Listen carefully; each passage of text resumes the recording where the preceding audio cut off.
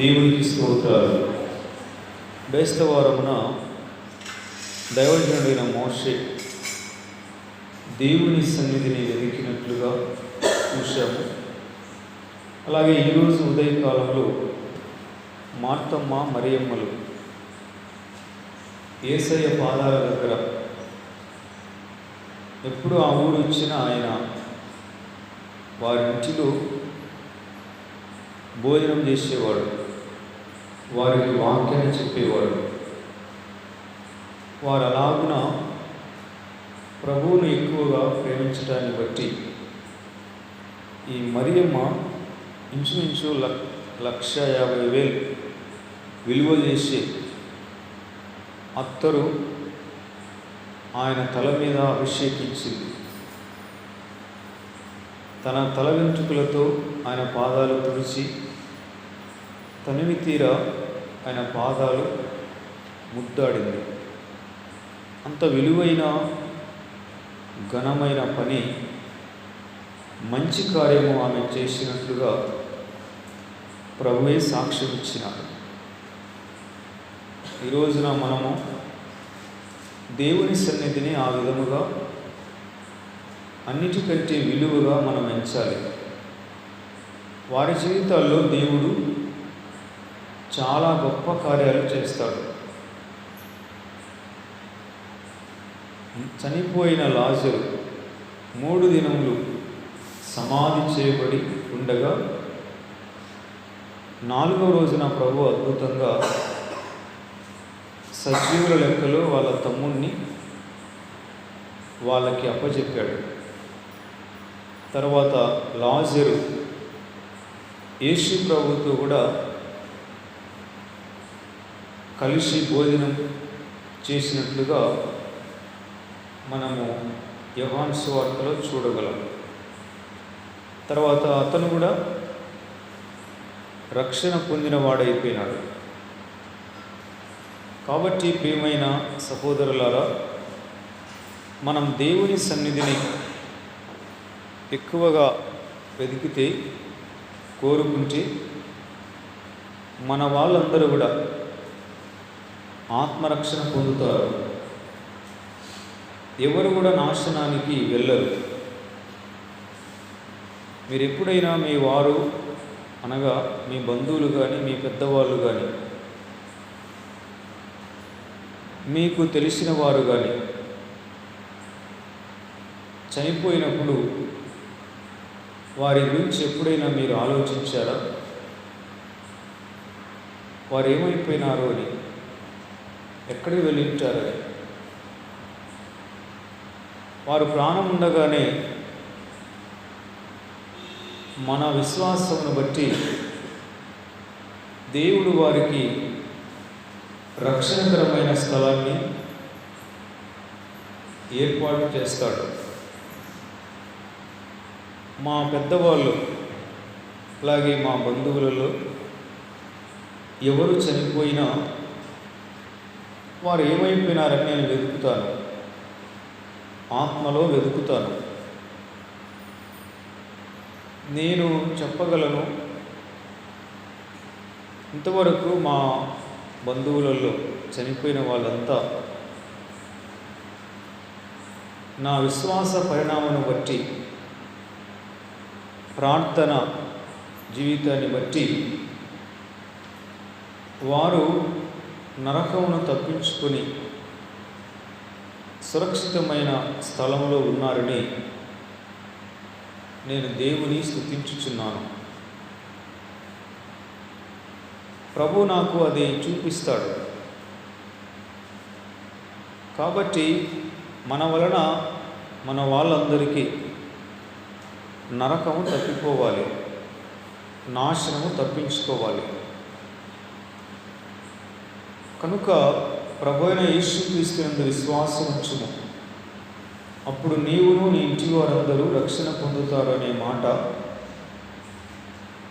ఎన్నటికీ తప్పిపోదు. మన విశ్వాస పరిణామాన్ని బట్టి మన వాళ్ళందరికీ రక్షణ. మనం ఎంతగా సమర్పించుకుంటామో దేవుడికి అంతగా ఆయన కార్యాలు మన జీవితంలో మనం చూడగలం. అందుకే లోకాశలు కానీ, లోక ఆకర్షణలు కానీ, లోకంలో మరేదైనా ఘనమైనది కానీ మనలను ఈడ్చుకుని వెళ్ళకూడదు. సుబ్బులమ్మ నాట్యం ఆడేదంట, డ్రామా వేసేదంట, భజన చూడగానే భజనకు పోతా. ఇలాంటి వాళ్ళను సువార్తడు కొనిపోతే ఎట్లా ఉంటుంది? అనేక ఆకర్షణలు మనల్ని లాగుతుంటాయి లోకంలోకి. అక్కడేముంది? ఏందో మందిరానికి పోతారు, ఒక బొమ్మ ఉండదు, ఒక పటము ఉండదు, ఏమీ ఉండదు. ముందు అక్షరాలు రాసుకుంటారు గోడకు, తలకాయ దించుకొని అలా నేల చూపులు చూస్తూ ఉంటారు. ఏం వస్తుంది? ఇక్కడికి రా, జల్సా ఉంది, మజా ఉంది, స్ప్రైట్ లేదు. చూడండి, లోక ఆకర్షణలు మనలను లాగినట్లుంటాయి. కానీ మనం స్థిరముగా వాటి విషయంలో మనము చచ్చిన వారమై ఉంటేనే కానీ మనము వాటిని జయించలేము. ఆకర్షించుము దేవా, నన్ను ఆదరించగరావా, కాంక్షణీయుడనివేన దేవా, కాపరిన యేసుదేవా, కాంక్షణీయుడనివేన దేవా, కాపరిన యేసుదేవా, ఆకర్షించుము దేవా. లోకము నన్ను కోరుచున్నది, సుఖము శరీరము కోరుకుంటున్నది. శరీరము సుఖం కోరుకుంటుందంట, లోకము రమ్మంటుందంట. అక్కడ ఏముంది? ఇక్కడ ఉంది. శరీరము సుఖాన్ని కోరుకుంటుంది, ఆకర్షణలు నన్ను లాగుతున్నాయి. ప్రభువా, నన్ను ఆకర్షించమని ఆ కీర్తనకారుడు పాట రాశాడు. తండ్రి ఆకర్షించకపోతే ఎవరు నా దగ్గరికి రారు అని ప్రభు అన్నాడు. పరమగీతంలో మమ్మను ఆకర్షించును, మేము నీ యొద్దకు పరిగెత్తుకొని వస్తాం. అందరూ పలకండి, నన్ను ఆకర్షించుము, నేను నీ యొద్దకు పరిగెత్తుకొని వచ్చేదను. చూచుటకెన్నో వింతలున్నవి భూమిలోనా, చూడగ ఎందరు గనులున్నారు ధరలోనా. ఏమి చూచినా ఎవరిని చూసిన ఫలమేమి, ఏమి చూచినా ఎవరిని చూసిన ఫలమేమి.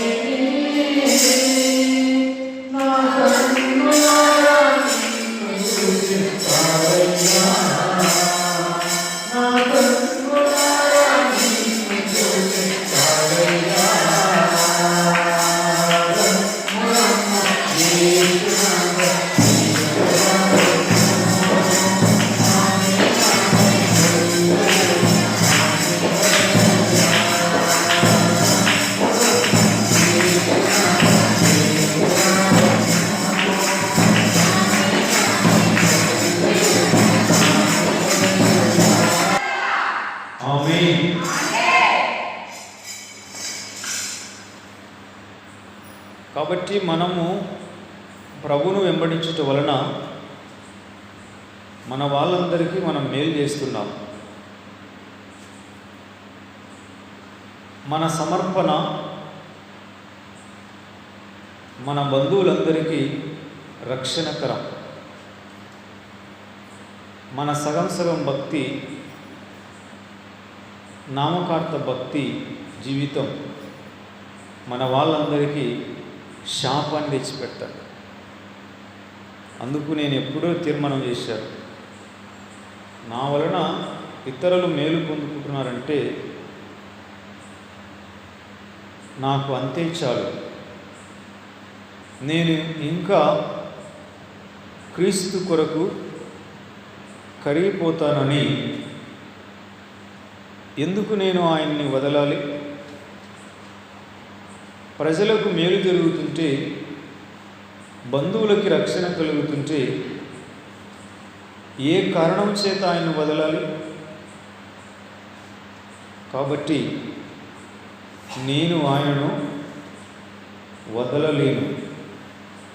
వదిలితే ఎంతోమంది శాపగ్రస్తులైపోతారు, కీడులో నశిస్తారు.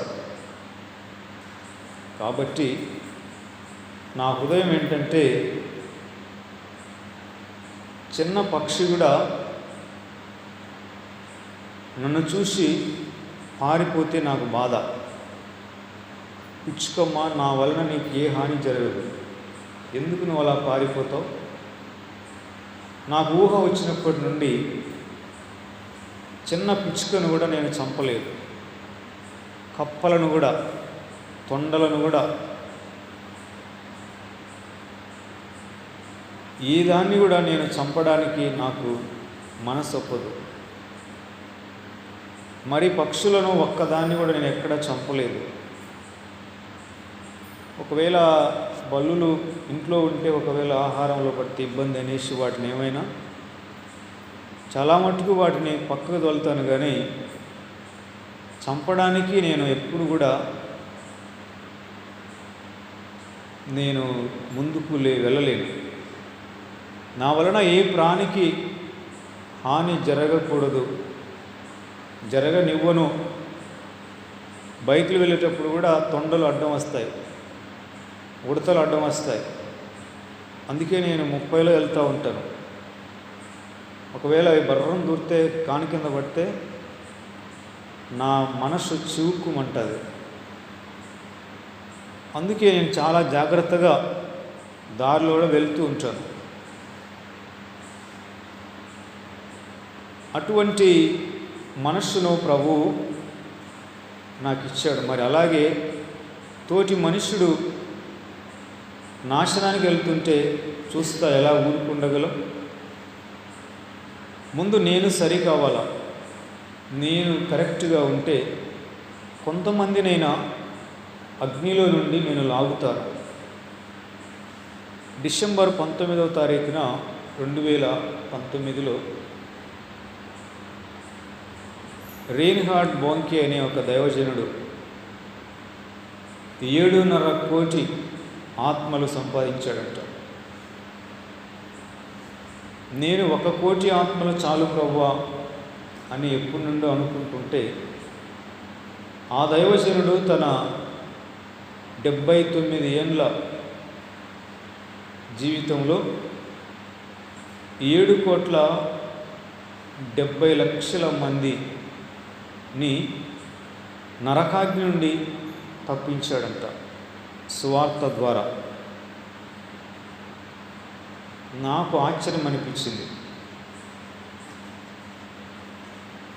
నీకు ముందున్న వారందరికంటే నీవు గనుడవై అభివృద్ధి పొందుతావు అని వాగ్దానము నా గర్భంలో, నా కడుపులో పెరుగుతుంది. ఒక వాగ్దానము మనకు హృదయాన్ని తాకిందంటే, ఒక స్త్రీకి గర్భఫలము ఎలా నిశ్చయమవుతుందో, వాగ్దానం అనేది కూడా మనతో మాట్లాడుతున్నట్టుగా ఆ వాగ్దానం ఉంటే, మనం కూడా ఆ వాగ్దానాన్ని గర్భమున ధరించాం. దాన్ని మనం జాగ్రత్తగా కాపాడుకుంటే, చూసుకుంటే, అది మన కళ్ళ ముందు ఆ వాగ్దానము నెరవేరుతుంది. వాగ్దానం అనేది ఒక స్త్రీకి గర్భఫలము అందిన విధానంతో సమానం. గర్భఫలము కలిగిన గర్భవతి ఎవరైనా కానీ జాగ్రత్తగా ఆమె వ్యవహరిస్తుంది. డాక్టర్లు చెప్పిన జాగ్రత్తలన్నీ తీసుకుంటుంది. ఎలా అంటే అలా కూర్చోవడం కానీ, పరిగెత్తడం కానీ, పెద్ద పెద్ద బరువులు ఎత్తడం కానీ, టేబుల్ మీద నుండి దవ్వాన దూకడం కానీ ఇవన్నీ చేయదు. ఎక్కడంటే అక్కడ మందులు, మాత్రలు, ఇంజెక్షన్లు తీసుకోవడం ఉండదు. అంతా ఆమెను చూసే డాక్టర్ సూచన మేరకే ఆమె ఏదైనా వాడుతుంది. అంటే ఎంతో జాగ్రత్తలు పాటిస్తేనే కానీ గర్భంలో ఉన్న శిశువుకి క్షేమము, ఆరోగ్యం ఉంటుంది. అలాగే వాగ్దానం అనేది కూడా మన జీవితంలో దాన్ని మనం జాగ్రత్తగా కాపాడుకుంటే దేవుడు దాన్ని మనకు ఒక రోజున మన కళ్ళ ముందు ప్రత్యక్షపరుస్తాడు. ఆమేన్.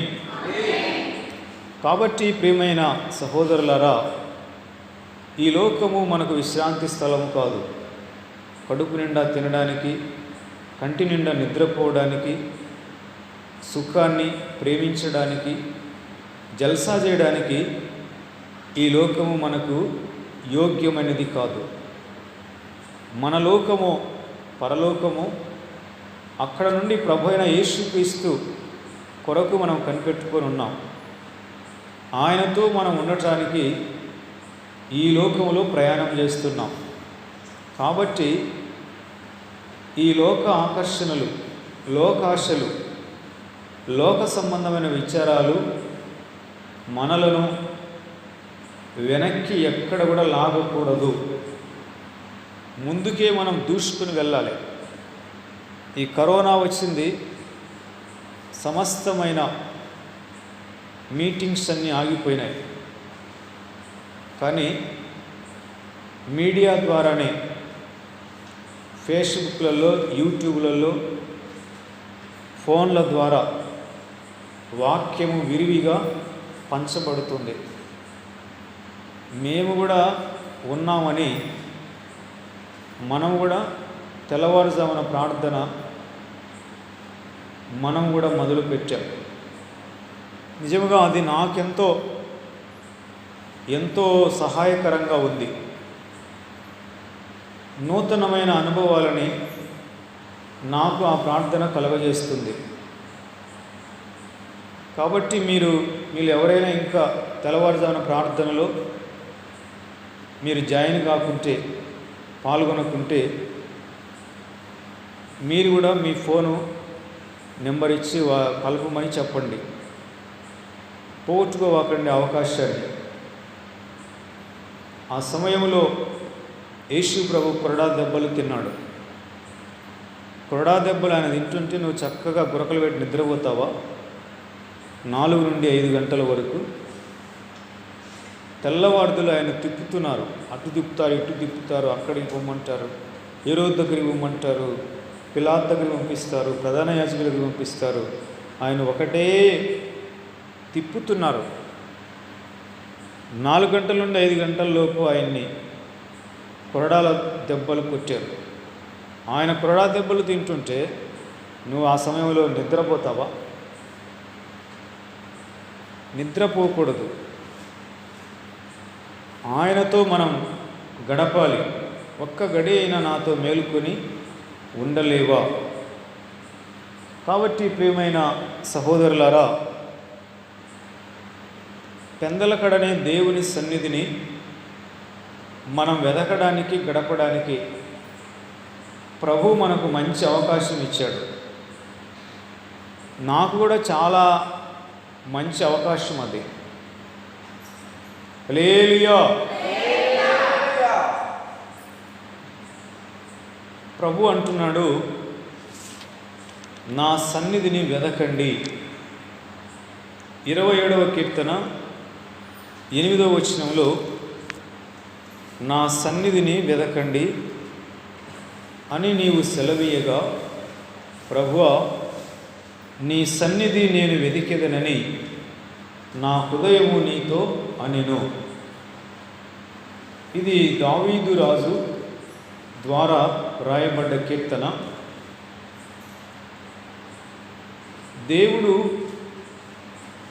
నా సన్నిధిని వెదకండి అన్నాడు. వెంటనే దావీదు తేరుకొని, అయ్యా నీ సన్నిధిని నేను వెతుకుతానయ్యా, నా హృదయమారా వెతుకుతానయ్యా అన్నాడు.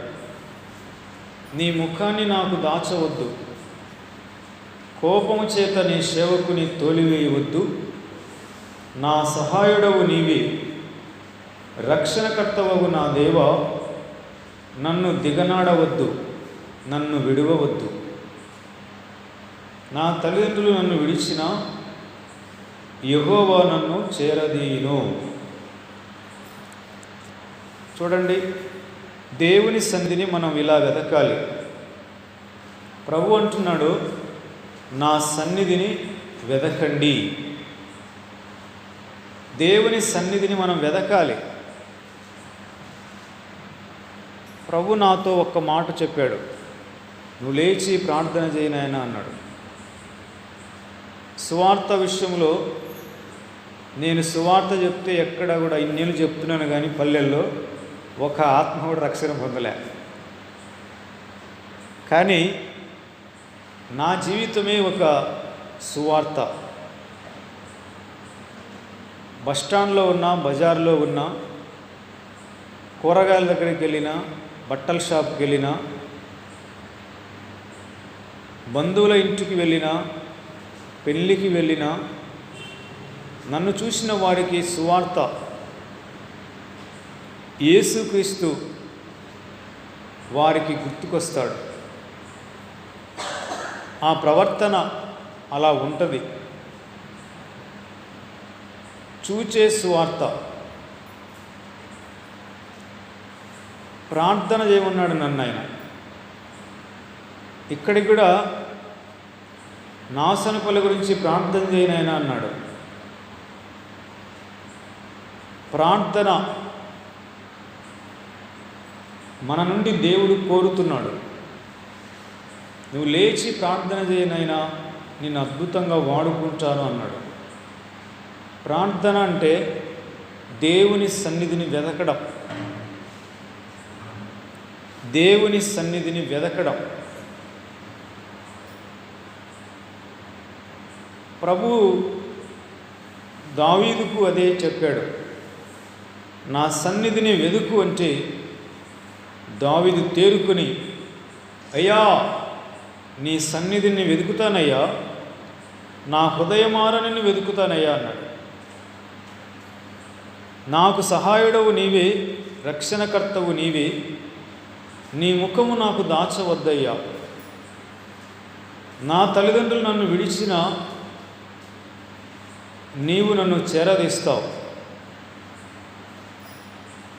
తల్లిదండ్రులు ఉన్నారని నాకేమి తల్లిదండ్రులు చూసుకుంటారని వాళ్ళున్నంత వరకు నేను వాళ్ళ మీద ఆధారపడతాను అనుకోకూడదు. తల్లిదండ్రులు, బంధువులు, అన్నదమ్ములు బాగా ఉన్నవాళ్ళైనా వాళ్ళ మోచేతి నీళ్ళ మీద మనం ఎప్పుడూ ఆధారపడకూడదు. వారి మోచేతి నీటికి మనం ఎప్పుడూ ఆధారపడకూడదు. తల్లిదండ్రులు ఉన్నా కూడా, అన్నదమ్ములు ఉన్నా కూడా, వాళ్ళు బాగా అన్ని రకాలుగా ఉన్నవారైనా క్రీస్తు బిడ్డలముగా మనం ఎప్పుడూ వారిని చేతులు చాపకూడదు. నేను చెప్పేది అర్థమవుతుందమ్మా? మనం క్రీస్తు బిడ్డలం. మనకేమైనా కావాలన్నా, కొరత వచ్చినా దేవుని సన్నిధిని వెతకాలి. ఈ మనుష్యుల మీద చూడండి, మా అన్నలు ఒక్కొక్కరికి నెలకి 1,00,000 పైన వస్తుంది. 1,00,000 రూపాయల పైన వస్తుంది జీతం. ఒక అన్నకి జీతం కంటే గాలికి వచ్చే డబ్బులు ఎక్కువ అంట. ఇదేమైతే అది జీతమో దుమ్ము వచ్చినట్టు కొట్టుకొని వస్తుందంట డబ్బులు. ఆయన ₹1,00,00,000 ఇల్లు కట్టాడు కడపలో. కానీ నేను నమ్ముకొని 20 ఏళ్ళు పైన అవుతుంది. ఏ రోజు కూడా నేను వాళ్ళని ₹1 కూడా అడగలేదు. నేను క్రీస్తుకు చెందిన వాడిని. నాకేమైనా అవసరమైతే ఆయన వైపు చూస్తాను కానీ మా అన్నలకి ఫోన్ చేసి కానీ నా యొక్క దీనస్థితిని వారికి చెప్పుకొని, ఇంతమంది ఉన్నారు, ఒకే ఒక్క తమ్ముడు ఉన్నాడు చిన్నవాడు, మీరు బాగుండి కూడా పట్టించుకోలేదని ఎప్పుడు కూడా నేను ఏడవలేదు వాళ్ళ దగ్గర. అది నాకు సిగ్గుచేటు, నాకు సిగ్గు అనిపిస్తుంది. వారు నన్ను తక్కువగా మాట్లాడినా నేను సహించను. మీ దయ నాకు అక్కర్లేదు, దేవుడు నాకు దయ చూపిస్తే చాలు. కాబట్టి మనం ఎప్పుడు కూడా మనుష్యుల మోచేతి నీళ్ళు అంటే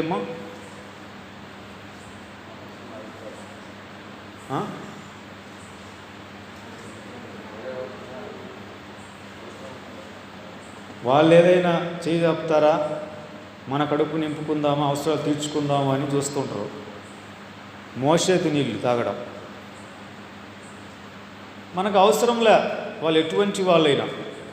నేను ఎందుకు మా వాళ్ళు నన్ను మా బంధువులలోనే క్రీస్తు కొరకు నన్ను ఉండనిచ్చారంటే, నాలో అటువంటి రోషం ఉంది ప్రభువు కోసం. లేకుంటే వాళ్ళు ఉండనిస్తారా? ఫుట్బాల్ ఆడుకుందరు, జుట్టు పట్టుకొని ఈడ్చుకొని పోదురు. వాళ్ళేం మోటు వాళ్ళేం కాదు, అందరూ చదువుకున్న వాళ్ళే, బాగా ఉన్న వాళ్ళే. కానీ వాళ్ళ మధ్యలో క్రీస్తు కొరకు సాక్షిగా నిలవాలంటే, వెలగాలంటే ఆ మనిషిలో ఎంతో ఆత్మ సంబంధమైన రోషం ఉండాలి. చూడండి, నేను ఎప్పుడు కూడా నా విషయాలు మా వాళ్ళకి ఎవరికి తెలియవు, చెప్పను కూడా. ఏదో నమ్ముకున్న కొంతమందికి చెప్తాను కానీ ఎప్పుడు కూడా నేను శరీర సంబంధమైన మా వాళ్ళని ఎప్పుడు కూడా వారికి నా బాధ చెప్పుకోను. ప్రియమైన సహోదరులారా, మనకు ఒకే ఒక అవకాశం ప్రభు సన్నిధిని వెదకడం. ఇది మన నైజం, మన లక్షణం. ఈ రోషము ఈనాటిది కాదు. సొదొమ రాజు యొక్క ఆస్తిని, సంపదని అబ్రహాము శత్రువుల చేతిలో నుండి తీసుకుని వస్తున్నాడు. అప్పుడు సొదొమ రాజు అన్నాడు, అబ్రహామా, నీవు ధైర్యవంతుడివి, విజయవంతుడివి. మనుష్యులను నాకు ఇచ్చి శత్రువులు దోచుకుని నా సంపద నువ్వే తీసుకోపో అన్నాడు. అబ్రహాం అన్నాడు,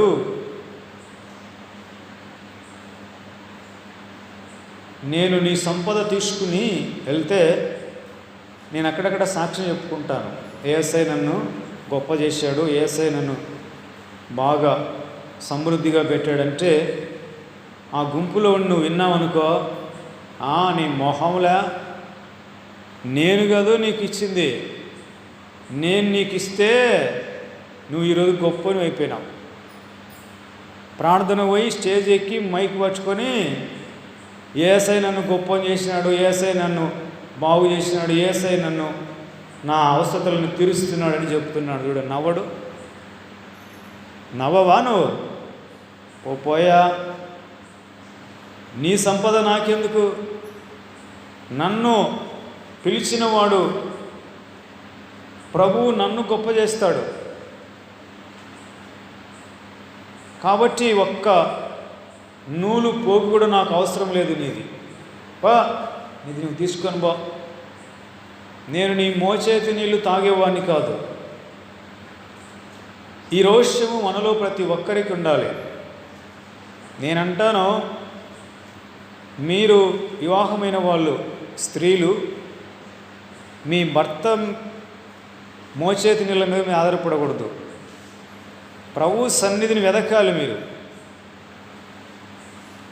మీ భర్తే వచ్చి మిమ్మల్ని అడగాలి, నీ దగ్గర డబ్బులు ఏమైనా ఉందా అని. ప్రతిదానికి భర్త మీద ఆధారపడకూడదు. ఏసై గొప్పవాడు, ఏసై గొప్పవాడు అంటుంటావే, ఆయన్ని అడుగుపో అంటాడు. అనలేదమ్మా? మరి మీకు ఏమైనా రోషం ఉందా? మీరు మంచోళ్ళండి నాకంటే. చూడండి, ఎందుకంటే నేను చెప్తున్నాను, మనము క్రీస్తు బిడ్డలముగా కనీసము కట్టుకున్న భర్త మీద కూడా ఆధారపడకూడదు.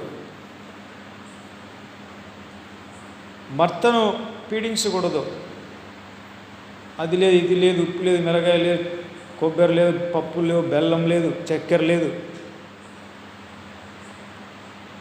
బ్యాలు లేవు అని వాళ్ళను పీడించకూడదు. ప్రార్థనలో దేవుని సన్నిధిని వెతికి కుటుంబాన్ని దైవికంగానే కట్టుకోవాలి. ఒకరోజు మీ భర్త, మా భార్య చేసే ప్రార్థన మా కుటుంబానికి దీపము, రక్షణ అని ఆ మూర్ఖమైన భర్త మారిపోయి సాక్ష్యం ఇవ్వాలి. ప్రియమైన సహోదరులారా, మారిపోయిన స్త్రీల జీవితాలను చూసి వాక్యము లేకుండగానే వారి ఇంటి యజమానుడు మారిపోతాడంట వారి ప్రవర్తన చూసి. చూడండి, నేను మరి వివాహం చేసుకున్నప్పుడు ఆమెకు అంత ఆత్మీయంగా పెద్ద బలం లేదు. ఒకటి, ఆదివారం మందిరానికి వెళ్ళాలి అంతే. మిగతా విషయాలన్నీ పూర్తిగా శూన్యం. కానీ నాతో సహజీవనం చేసిన తర్వాత ఆమె కూడా పూర్తిగా క్రీస్తులో ఒక బలాన్ని పొందుకున్నది. మీరు ఎటువంటి కలవరంలో ఉన్నా ఆమె నెంబర్కి ఫోన్ చేసి చూడండి. మీకు కనుక నిరీక్షణ మాటలు చెప్పకపోతే నా జుట్టు పట్టుకోండి. నేను కూడా చెప్పలేను. నాకెవరైనా ఫోన్ చేసి ఎట్ట చేయాలన్నా అంతా ఇట్టబోయి అంటే నేను ఏమనుకున్నా మౌనంగా వింటుంటాను. వాళ్ళే చెప్తుంటారు కానీ నేను ఏమి చెప్పను వాళ్ళకి. ఎందుకంటే నాకు చేత కాదు. ఏమి చెప్పినా ఇక్కడ నుండి చెప్తాను కానీ ఫోన్లో వ్యక్తిగతంగా మీరు అడిగినా నేను మీకు ఏం చెప్పలేను. ఒకటో రెండో మాటలు చెప్తాను, ఇంకా నేను ఏం చెప్పను. మౌనంగా నేను ప్రభువు వైపు చూస్తూ ఉంటాను. కానీ ఆమె అలా కాదు, మీకు నిరీక్షణ మాటలు చెప్తుంది. ఆ ప్రభావము ఆమెకు ఎలా వచ్చిందంటే, మనము ఆత్మీయముగా బలవంతముగా ఉంటే ఇంటి వాళ్ళు కూడా ఆత్మీయముగా బలవంతులైపోతారు. మన ప్రభావము, మనలో ఉన్న ప్రభావం వారిలోనికి అది ప్రవహిస్తుంది. మన వలన ఇంకొక వ్యక్తి పికప్ కావాలి, విశ్వాసంలో బలవంతుడు కావాలి. బలహీనముగా వచ్చిన నానాటికి బలాభివృద్ధిని పొందాలి. హల్లెలూయా. ప్రియమైన సహోదరులారా, సహోదరీలారా, మీరు ముఖ్యముగా వివాహమైన స్త్రీలు, మీకు ఏమైనా అవసరత ఉంటే ప్రతి దానికి మీ ఇంటి ఆయన మీద భారం మోపవద్దు. ప్రార్థన చేయండి, దేవుని సన్నిధిని వెదకండి, దేవుని దగ్గర సమస్తము మనకు దొరుకుతాయి. ఆయన్ను వెదకండి, ఓపిక పట్టండి. మనకి ఏదైనా కానీ దైవికంగానే రావాలి. భర్త సనుక్కుంటా గొనుక్కుంటా, మరి ఆయన కోపగించుకుంటా, బాధపడుకుంటా, నువ్వేమీ సంసారాన్ని నిలబెట్టేటట్టు లేవే, ముంచేదానికే వచ్చినట్టుండవే అని వాళ్ళు గొనుక్కుంటా సనుక్కుంటా, అట్లా అవసరతలు తీర్చుకోకూడదు, ఎప్పుడు తీర్చుకోకూడదు. అట్లా అనుకుంటా ఇచ్చినా కూడా మనం వాటిని స్వీకరించకూడదు. సమాధానముగానే సంతోషముగానే వారు ఇవ్వాలి. నేను కొత్తగా వచ్చినప్పుడు ఇక్కడికి ఒకసారి మీటింగ్ పెట్టినప్పుడు ఒక ఆమె 200 నాకు ఇవ్వబోతూ ఏమన్నదంటే, ఇదిగో అన్న నీకు ఎలా వస్తుంది అన్నది. నేను ఆమెను పైకి నీకు చూసి, నీ దగ్గర పెట్టుకోమని నాకు వద్దన్నా. నాకొద్దు, నా మీద నువ్వు దయతో నాకు ఇస్తుండావా? నాకు అవసరం లేదు, మీ దయ నాకు అవసరం లేదు, దేవుడి దయ నాకు కావాలి. దేవుడు నమ్మదగినవాడు. ప్రియమైన సహోదరులారా, నేను లేనివారి మధ్య జీవితాన్ని ఇంతవరకు జీవించలేదు, కానీ ఉన్న వాళ్ళ దగ్గరే నేను ఉన్నాను. కానీ వాళ్ళ దాన్ని నేను ఎప్పుడు ఆశించలేదు. వారు నాకు ఇస్తారని ఎప్పుడు నేను ఆశించలేదు. నా వివాహం కానప్పుడు మా పిన్నమ్మ, చిన్నమ్మ అవుతుంది ఆమె ఒక మాట అన్నది, నైనా వివాహం చేసుకోకపోతే నీకు ఎవ్వరూ ఏమీ పెట్టరు నాయనా అన్నది. నేనన్నాను, వాళ్ళు నాకు పెడతారని నేను ఎప్పుడు కూడా ఆశపడలేదు అని చెప్పాను. ఏమి కావాలన్నా దేవుని దగ్గర, దేవుని సన్నిధిలో మనం వెదకాలి, దేవునితోనే సాధించాలి.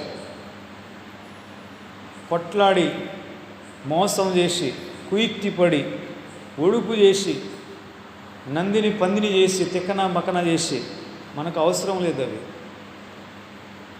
అవి శాపాన్ని మిగులుస్తాయి. కొంతమంది ఒక అబ్బాయిని కాయబెట్టుకుంటారా వాళ్ళ పాపకి, వాళ్లకు విరోధంగా ఉన్నవాళ్ళు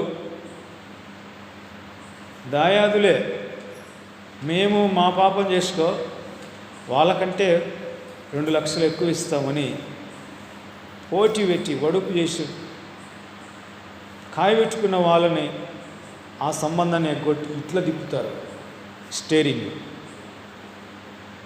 లోకంలో మనుషులు చూడండి, కుయుక్తిపరులు,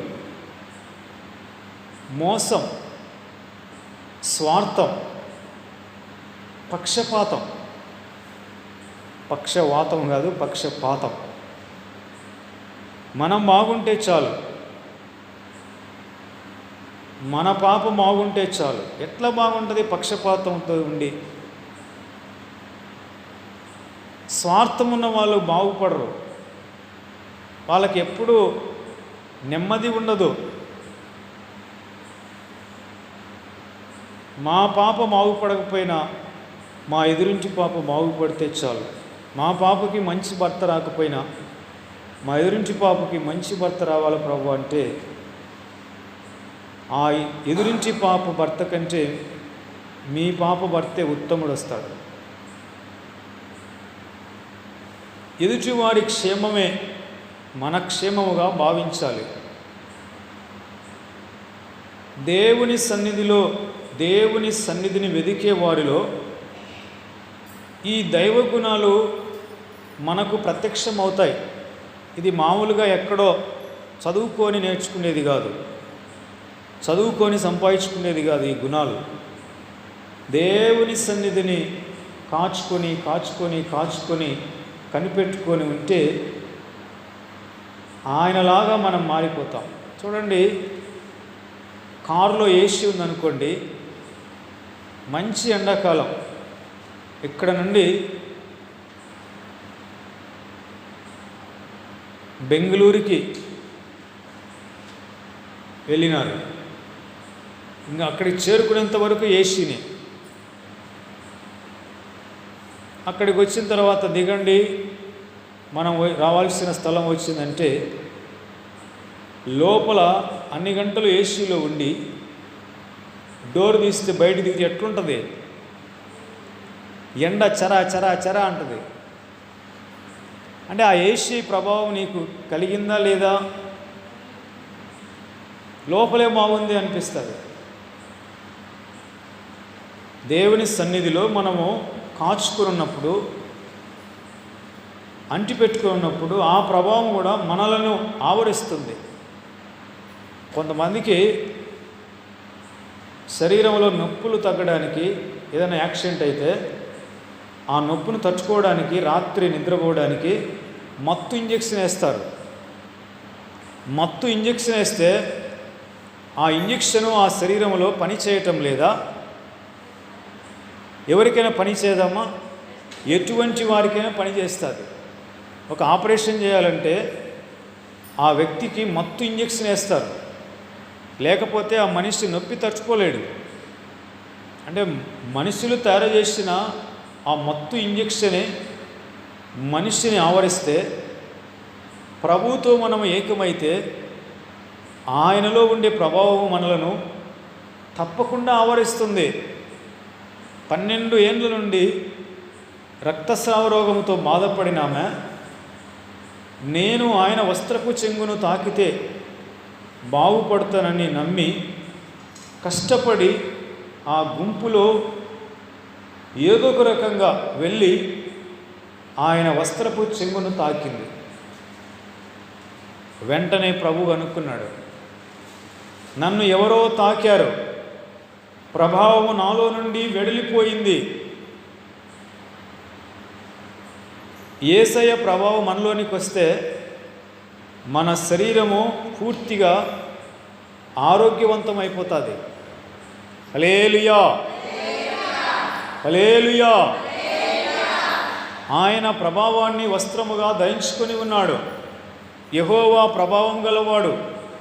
ఆయన ప్రభావము మనలోనికి రావాలి. మనలోనికి వచ్చినట్లుగా మనము ఆయన సన్నిధిని వెదకాలి. ఆమెకు ముందుగానే బాగలేదు, శరీరంలో బలహీనత, నీరసము, ఎన్ని కిలోమీటర్లు నడుచుకుంటూ వచ్చిందో, ఎన్నిసార్లు అలసిపోయి కూర్చున్నదో, దారిలో ఎంత ప్రయాసపడిందో, దేవుని సన్నిధిని వెతుకుతూ వచ్చింది.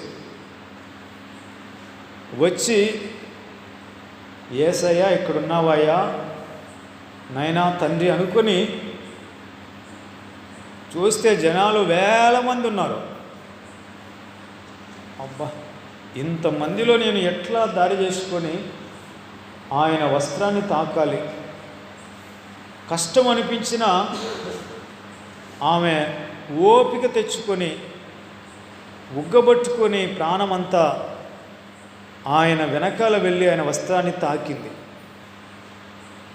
అంటే ఆమె ప్రయాస ప్రభు సన్నిధిలో, ఆమె ప్రభు సన్నిధిని కోరుకుంటూ ఆమె ప్రయాసము, ఆమె సహనము, ఆమె ఓర్పు వ్యర్థమైపోలేదు. ప్రభావము, యేసయ్య ప్రభావము ఆమెలోనికి వెళ్ళింది. ఆమెలోకి వెళ్ళగానే 12 ఏళ్ళ ఆమె సమస్య ధ్వంసమైపోయింది. హల్లెలూయా.